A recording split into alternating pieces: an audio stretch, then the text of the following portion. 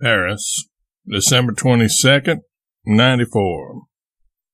Dear Mr. Rogers, I seem to be entirely expecting your letter, and also prepared and resigned. But, Lord, it shows how little we know ourselves and how easily we can deceive ourselves. It hit me like a thunderclap. It knocked every rag of sense out of my head, and I went flying here and there and yonder, not knowing what I was doing, and only one clearly defined thought standing up, visible and substantial out of the crazy storm drift, that my dream of 10 years was in desperate peril. And out of the 60,000 or 90,000 projects for its rescue that came floating through my skull, not one would hold still long enough for me to examine it and size it up.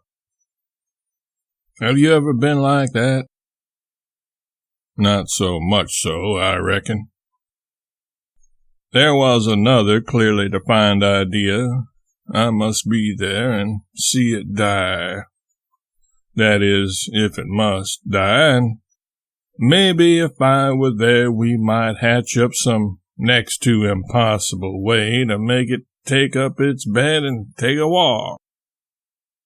So at the end of 4 hours I started, still whirling, and walked over to the Rue Scribe, 4 p.m., and asked a question or two, and was told I should be running a big risk if I took the 9 p.m. train for London and Southampton. Better come right along at 6:52 per Harvard Special and step aboard the New York all easy and comfortable. Very. And I about 2 miles from home with no packing done. Then it occurred to me that none of these salvation notions that were whirlwinding through my head could be examined or made available unless at least a month's time could be secured.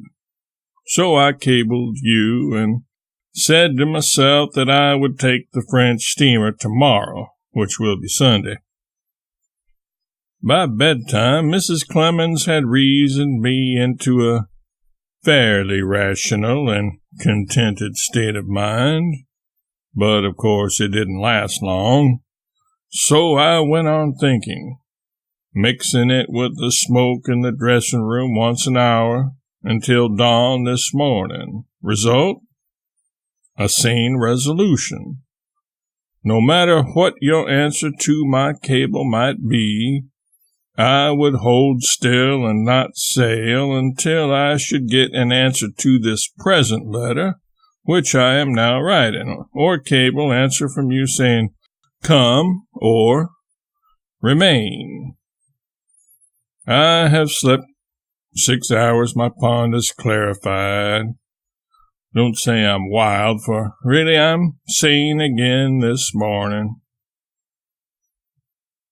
I am going right along with Joan now, and wait untroubled till I hear from you.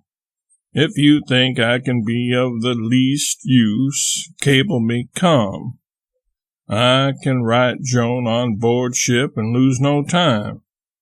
Also, I could discuss my plan with the publisher for a deluxe Joan, time being an object, for some of the pictures could be made over here cheaply and quickly, but would cost much time and money in America.